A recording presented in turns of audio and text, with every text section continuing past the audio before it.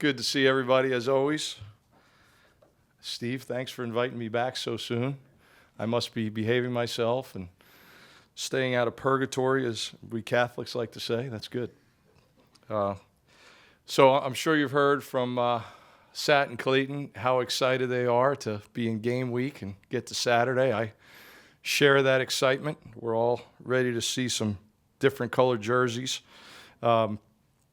I really appreciate them and of course Shane Beamer and their support. My role is a little bit unique, and special teams requires a commitment and an investment of time, and sometimes that means taking time away, meeting time, practice time away from what could be offense and defense. So those guys seeing the big picture and valuing what we do in this phase of the game, I certainly don't take that for granted. So it always feels good to feel like you're all in it together with the other coordinators. And from that standpoint, here we are Wednesday afternoon, and the mindset is, from my standpoint, that the hay's never in the barn. So we've got a few more days here, including Saturday, and we need to keep preparing and making sure that every I is dotted, every T is crossed to make sure that we're in the best possible position to go out there and do a great job on Saturday night. This is definitely a veteran, talented team coming in. And as a former Group of Five and FCS head coach, I definitely understand and appreciate the mindset of a team like Georgia State coming into this game. When we were at Ball State, we beat Indiana twice. We went on the road. We beat Virginia. We beat South Florida. There was a time back in 2002 when we took a Lehigh team with 0 scholarships up to Buffalo on a 7-hour road trip and beat a team with 85 scholarships. So, I've definitely been on the other side of these games and know that we're going to get our best shot from a veteran team like Georgia State. I really believe that success early in the season, regardless of opponent, regardless of conference, it really comes down to two things. And the first is your culture. If everybody's on the same page, if everybody values the same things, if everybody is moving in the same direction, if you're addressing those things on a daily basis, your team should be ready to go and ready to perform at its best, and understand that you only get 12 of these opportunities guaranteed. So it really shouldn't matter who you're playing, because you work almost every day of the year in some way, shape, or form to put yourself in position to be at your best on 12 Saturdays. And then the second thing is not beating yourself. When you watch football games early in the season, college football games, from the SEC right on down to Division III, what you're going to see is that the teams that play clean football, that take care of the ball, that limit penalties, limit mental errors, are the ones that win. And the teams that play sloppy and go out there and turn it over and come in on Sunday morning and watch the film, and there's a bunch of mental errors and a lack of attention to detail, are usually the ones that are unhappy on Sunday morning. So the good news is that our culture here is really, really important. And we never get tired of addressing the right things. We never get tired of making sure that we're all moving in the same direction. We don't let little things slip through the cracks and go unaddressed. So that is, for me, refreshing every day to work with a guy like Shane Beamer and how he pushes all of us to make sure that we're all doing our part to further that culture.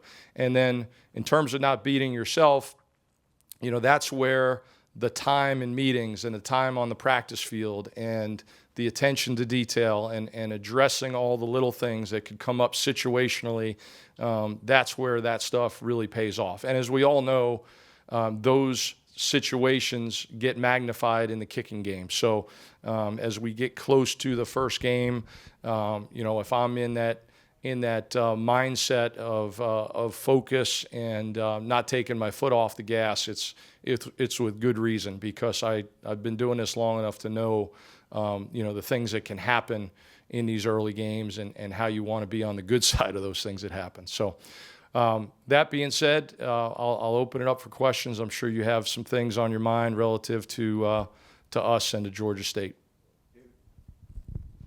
Pete, a couple for you. Do you think, or will Kroger be able to play on Saturday, and who's your starting place kicker? Yeah, I anticipate Kai being ready to go.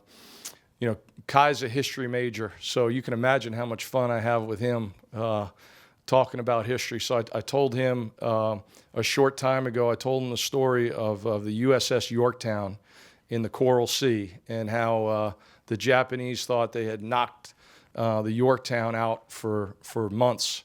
And Admiral Halsey sent it back to Pearl Harbor, told that it had to be repaired and on its way to Midway in 48 hours, and it showed up at Midway and played a decisive role in the battle. So around Sunday, I told him, here comes the Battle of Midway, Kai, let's go. And he was out there practicing on Tuesday, practiced some today. So we'll see where he's at by the end of the week, but I expect him to be ready to participate. Yeah, so Mitch Jeter has done a really nice job kicking off. So he's clearly our kickoff guy.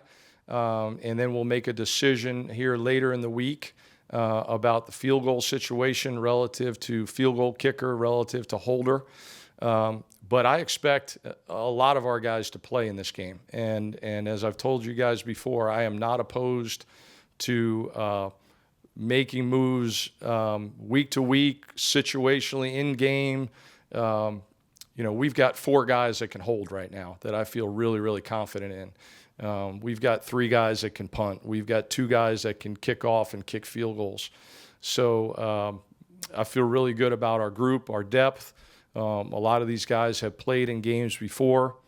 We have 2 snappers that have both played extensively. So this should not be a big deal for our guys when those lights go on Saturday night. And I try to coach those guys every day, no different than you would coach a tight end room or you'd coach a linebacker room. The expectations are high. They know the lights will be on them. So I expect performances from them no less than Joe Lyle would have performed at Middle Tennessee State back in the when they were still when face masks were being introduced to college football. Pete, you mentioned naming a starting place kicker later in the week. Is that something that you could see going through the Friday walkthrough, or is that something you'd like to announce before that maybe? I mean, does there need to be an announcement? Somebody's going to go out there and kick a PAT or kick a field goal, right? Right. So I guess you guys can tweet about it when it happens. So no, we'll figure that out. And I've been studying all the numbers, but we've been talking daily in our room about what is happening and what could happen. And again, the competition is going to be ongoing. You saw games last year where Alex Herrera kicked off for us. So there was a time last year where Parker, didn't feel 100%, and we might have had to be ready to get somebody else out there to kick field goals. So, that's the nature of how we roll around here. It's all about competition, and it's going to be ongoing. So we'll keep that going as long as we possibly can. And you mentioned obviously being part of a G5 over P5 games and when the G5 won. Have you talked to the team about that, and have you seen the kind of focus that you've wanted to through the first couple of days of practice? You know what, I haven't done that specifically, and I don't think that I need to. Our guys have been really locked in and excited to play this game, and I don't think it matters who we're playing, but I know they certainly watch the film and have a healthy respect for Georgia State and the success that they've had.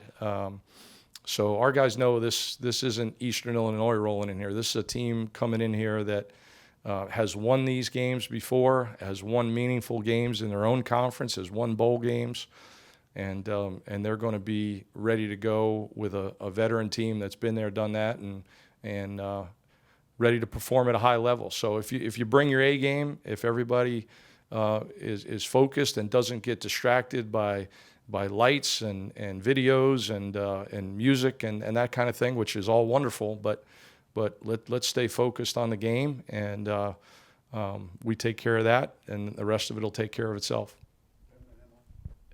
Pete, you mentioned Mitch getting the kickoff specialist duties. I guess just what kind of went into that decision, if at all, and I guess what did you kind of see from him and wanting to put him there? Sure. Well, he did it the vast majority of last year, and his leg is even stronger this year than it was, and so I feel very good about him with that unit. But again, if he came out and twisted his ankle in pregame, which I had happen with a punter at Memphis during the COVID season 2020, it was like, what else could go wrong with constantly changing the lineup day to day and everything. So we've all been there, and got a ton of confidence in Alex Herrera if he had to kick off, and Daniel Lester is doing a nice job. Our new freshman, he's going to be a really good kickoff guy, especially after Luke Day and his staff get a hold of him this coming winter.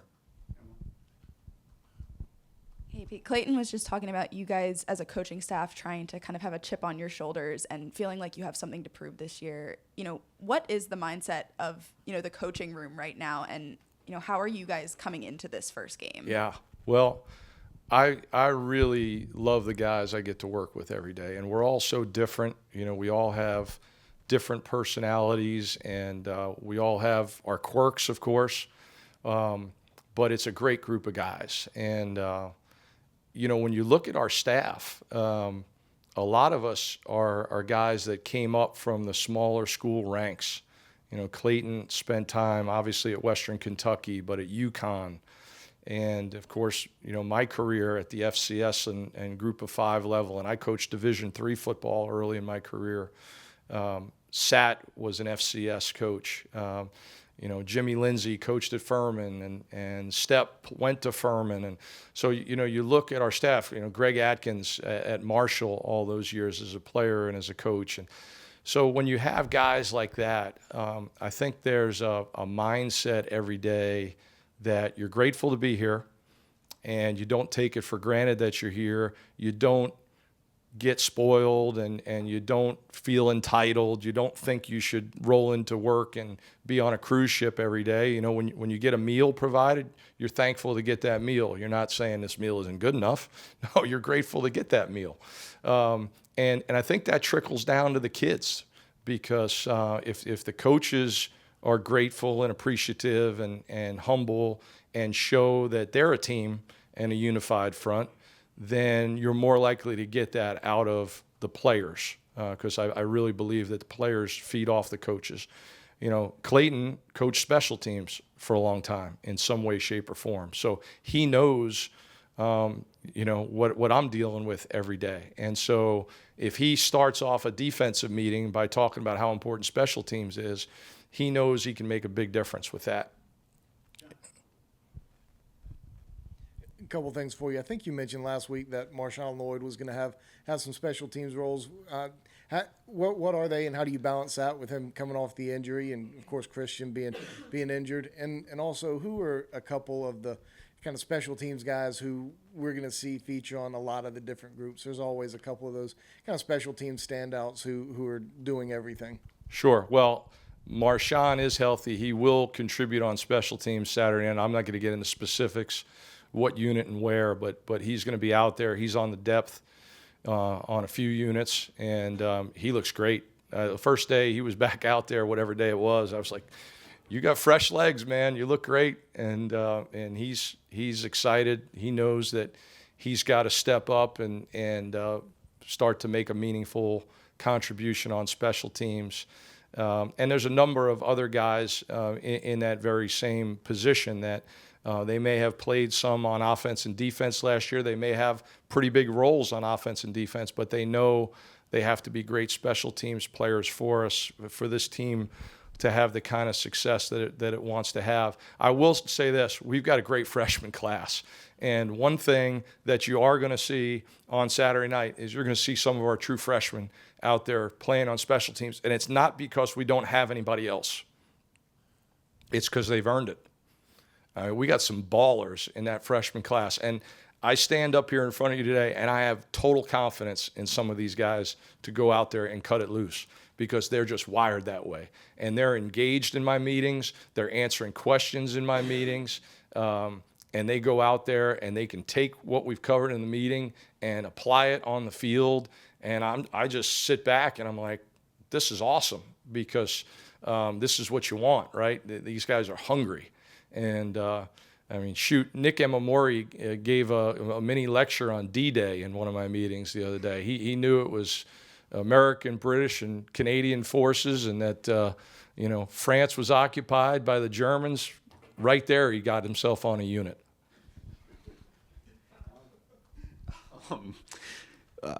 We talked a little bit about how you still have some ongoing battles at kick returner and punt returner last time. Not going to mention the word that Clayton said we shouldn't, but is there any kind of clarity there on those two spots and who might be featuring in those roles? Yeah, depth is a real asset for us right now. Here's the thing, and I was having this conversation with one of our freshmen yesterday. My depth chart on special teams is a big matrix.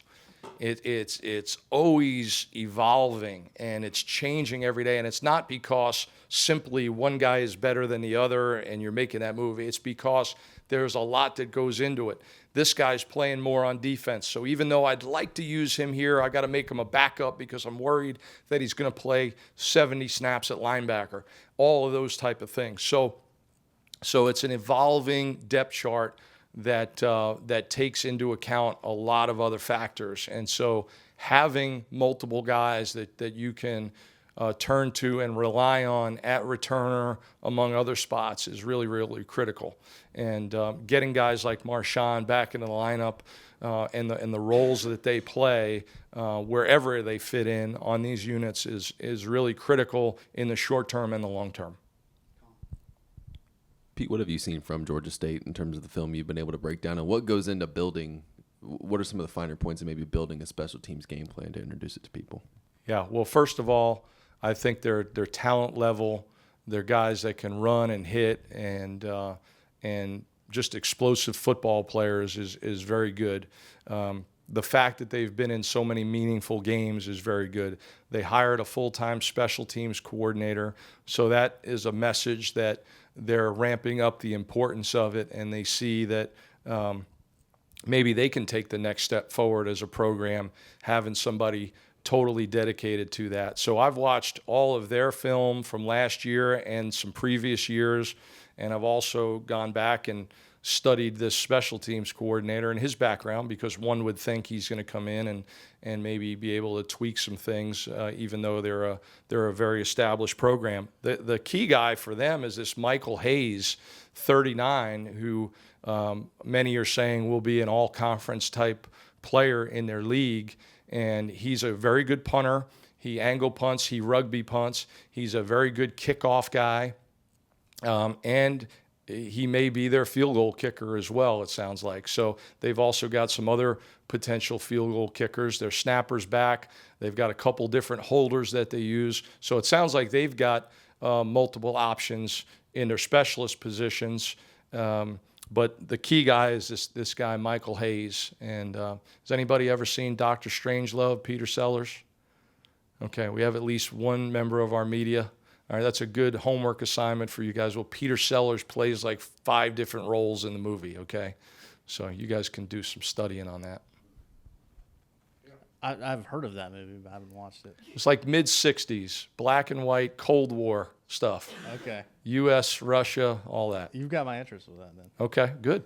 Good. Well, you're going to be watching some college football over the weekend, so maybe just put that on your agenda for early next week. Well, I was watching college football last weekend, and there was an onside kick in a game. Yes. It seemed I'm not shocked that you're asking me about that. It seemed kind of peculiar, but what are some of the? Is it just typically a thing the head coach says, "Hey, let's go out and do this"? Just generally speaking, and how, as far as onside kicks, like how much time do you guys spend working on that particular? Sure. Well, life is all about timing, right? So it didn't take long for the ESPN announcers to be critical of that decision in that game, up 11, right? And there may have been another time in the game when, and if it worked, that it would have been the greatest call ever, right? So life's all about timing, and I'm sure they probably saw something that they thought they could exploit, and for whatever reason, whether it wasn't executed perfectly or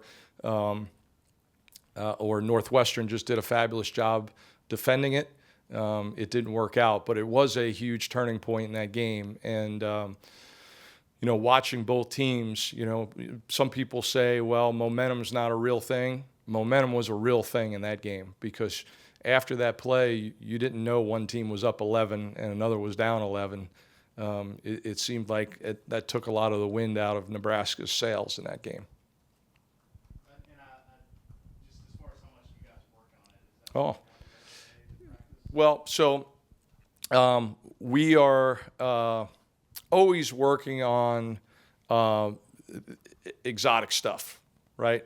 Now, there may be certain weeks when things look more tempting than others in any unit, but our mindset's always going to be very aggressive, right? So we want to have the ability to attack the opponent in any phase of special teams. And the fact that I can spend time with our specialists and spend time with our entire team working on anything and everything relative to being aggressive on special teams, that is always going to be our mindset. Anything else for Coach Lembo? All right, guys. We'll see you Saturday night. Thanks so much.